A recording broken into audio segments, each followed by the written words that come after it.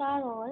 आज हम हमारी क्लास 10th की वर्कशीट नंबर 34 करेंगे साइंस की, जिसमें हम आयनिक यौगिकों के बारे में जानेंगे। इस वक्त हम हमारा जो धातु और अधातु वाला चैप्टर है वो पढ़ रहे हैं, जिसका एक टॉपिक है आयनिक यौगिक। आयनिक यौगिक आयनों से बने होते हैं। तो सबसे पहले हम जान लेते हैं आयन क्या होते हैं, जो हम 9th क्लास में ऑलरेडी पढ़ चुके हैं। ये आयन वे परमाणु हैं जो इलेक्ट्रॉनों को या तो ग्रहण कर लेते हैं यानी ले लेते हैं, या उनका त्याग कर देते हैं, या वो उन्हें बाहर निकाल देते हैं, जिससे उन्हें धनावेश या ऋणावेश प्राप्त होता है। इसे हम अच्छे से जान लेते हैं। अगर हम इलेक्ट्रॉनों की बात करें तो इलेक्ट्रॉनों के ऊपर जो आवेश होता है वो होता है ऋणात्मक। इलेक्ट्रॉन कैसे होते हैं? माइनस साइन वाले। यदि किसी परमाणु में से इलेक्ट्रॉन चले जाएं, यानी उसमें से जो माइनस वाला चार्ज यानी आवेश है वो कम होता जा रहा है, इसके कारण उस परमाणु पर जो आवेश आएगा वो हो जाएगा प्लस का, क्योंकि माइनस हट गया। तो इलेक्ट्रॉनों के जाने से परमाणु जो आयन बनेगा वो होगा हमारा धनायन। और यदि इलेक्ट्रॉन को ले उसे ग्रहण कर ले, तो उस परमाणु में क्या होगा? इलेक्ट्रॉन बढ़ जाएंगे, माइनस बढ़ जाएगा, जिसके कारण उस आयन को हम कह देते हैं ऋणायन। तो धातु जो है वो अपनी प्रवृत्ति के अनुसार इलेक्ट्रॉनों का त्याग करते हैं, यानी इलेक्ट्रॉनों को बाहर निकालते हैं। तो उसमें से माइनस कम हो गया तो उन्हें हम क्या कहते हैं? धनायन। धनायन मतलब प्लस चार्ज, प्लस आवेश वाले। वहीं अगर हम अधातु की बात करें तो अधातु जो है इलेक्ट्रॉनों को ग्रहण करते हैं यानी ले लेते हैं, जिसके कारण उन पर माइनस आवेश अधिक हो जाता है और उस आयन को हम कहते हैं ऋणायन। दूसरे शब्दों में हम कहें तो आयनिक यौगिक वे यौगिक होते हैं जिन्हें आयनिक आबंधों के द्वारा एक साथ रखा जाता है। तत्व अपने निकटतम उत्कृष्ट गैस विन्यास को प्राप्त करने के लिए इलेक्ट्रॉनों को ग्रहण या त्याग करते हैं। फिर कोई भी परमाणु या तत्व अपने अंदर से इलेक्ट्रॉन को बाहर क्यों दे रहा है या इलेक्ट्रॉनों को ग्रहण क्यों कर रहा है? तो इसका एक कारण है कि हमारे जो तत्व है प्रकृति में स्थिर अवस्था में नहीं पाए जाते। उन्हें स्थिर होना होता है, उन्हें स्टेबल होना होता है। तो वो क्या करते हैं? वो अपने जो इलेक्ट्रॉन्स को या तो बाहर निकाल देते हैं यानी त्याग कर देते हैं, या उन इलेक्ट्रॉनों को ग्रहण कर लेते हैं, ताकि जो उनके निकटतम उत्कृष्ट गैस है, उत्कृष्ट गैस बहुत स्टेबल होती हैं, तो उनके विन्यास को प्राप्त करने के लिए वो इलेक्ट्रॉनों को या तो ग्रहण कर लेते हैं या फिर इलेक्ट्रॉनों का त्याग कर देते हैं। अष्टक के पूरा होने के लिए आयनों का निर्माण उन्हें स्थिरता प्राप्त करने में सहायता करता है। तो ये जो इलेक्ट्रॉन खोना या लेना है वो उनको स्थिर बनाने में मदद करता है। धातुओं और अधातुओं के बीच अभिक्रिया में धातु आमतौर पर अपने अष्टक को पूरा करने के लिए इलेक्ट्रॉनों का त्याग कर देते हैं, इसलिए वो होते हैं धनायन। जबकि जो हमारी अधातुएं हैं वो अपने अष्टक को पूरा करने के लिए इलेक्ट्रॉन को ग्रहण करते हैं, इसलिए अधातु जो है हमारी वो है ऋणायन। धातु और अधातु आमतौर पर आयनिक यौगिक बनाने के लिए अभिक्रिया करते हैं। नेक्स्ट पेज पे हम जानते हैं कि इन आयनिक यौगिकों को हम कैसे बना सकते हैं, यानी इन आयनिक यौगिकों का निर्माण कैसे होता है। तो आयनिक यौगिकों को स्थिर वैद्युत यौगिकों के रूप में जाना जाता है। एक परमाणु से दूसरे परमाणु में इलेक्ट्रॉनों के स्थानांतरण द्वारा जो रासायनिक आबंध बनता है उसे कहते हैं आयनिक आबंध। यानी एक परमाणु से दूसरे परमाणुओं के बीच जो इलेक्ट्रॉनों का आदान प्रदान हुआ, उससे जो आबंध बना, जो रिलीज आबंध बना यानी जो बॉन्ड बना, उसे हम हमारा नाम देते हैं आयनिक आबंध का। इन यौगिकों में आयन होते हैं। तो सबसे पहले हम सोडियम क्लोराइड यानी हमारा जो साधारण नमक है उसका निर्माण देखते हैं। सोडियम क्लोराइड दो चीज़ों से बना है, एक है हमारा सोडियम, दूसरा है क्लोरीन। हमें पता है कि सोडियम का जो परमाणु क्रमांक होता है वो होता है 11। क्लोरीन का परमाणु क्रमांक है 17, यानी सोडियम के अंदर 11 इलेक्ट्रॉन है और क्लोरीन के अंदर है 17 इलेक्ट्रॉन। उसे हमने उसकी कक्षाओं में स्थापित कर दिया।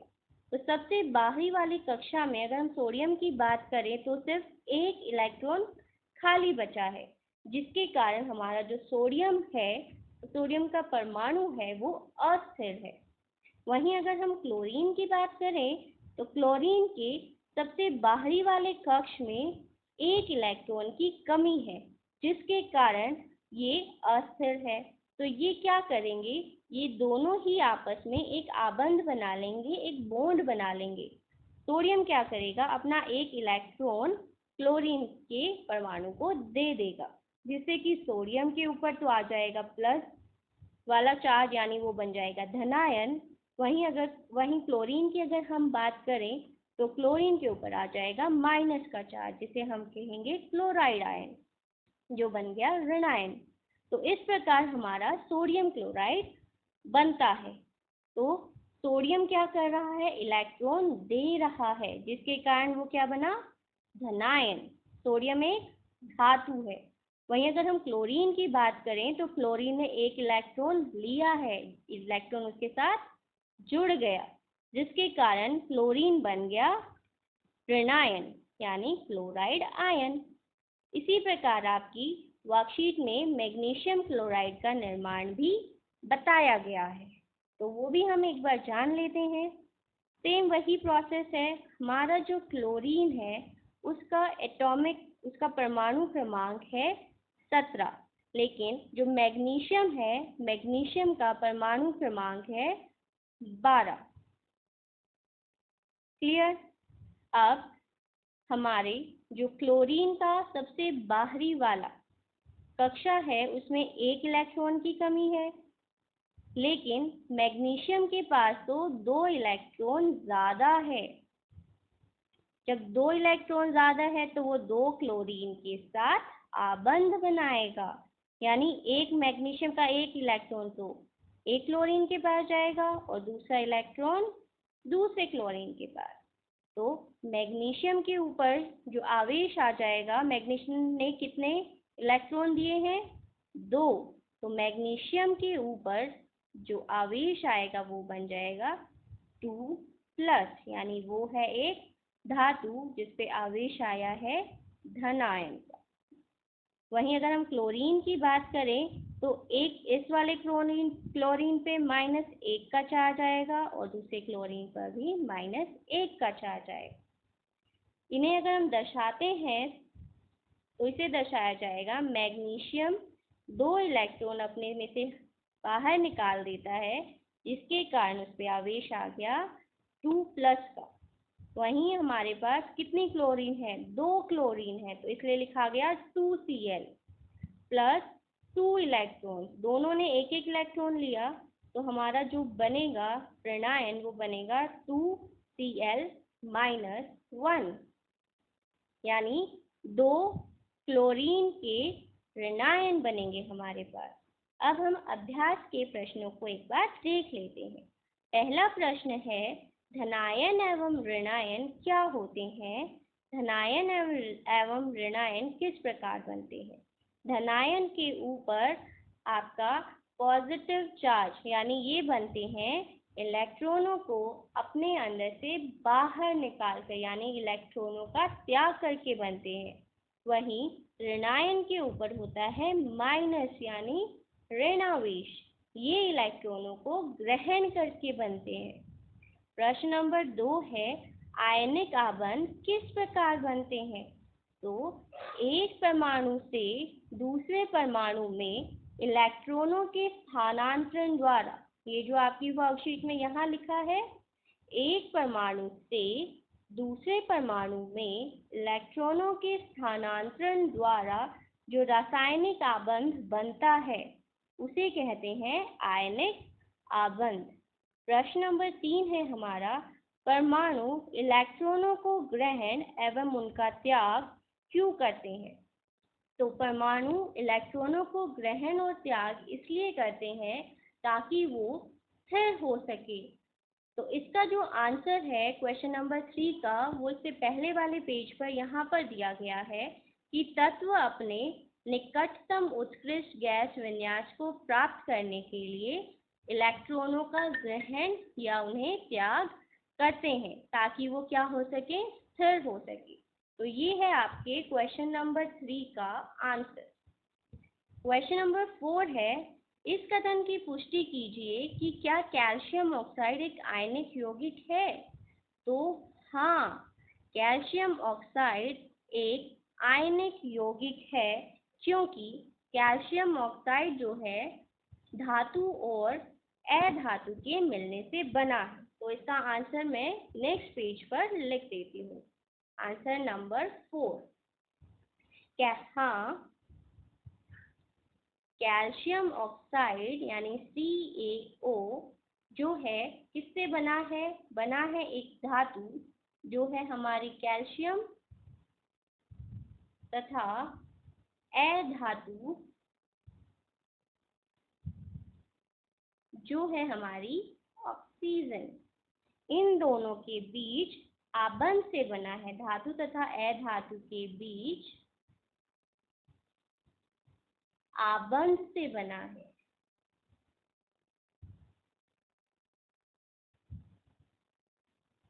से बना है। जो कैल्शियम है वो इलेक्ट्रॉनों को त्यागता है,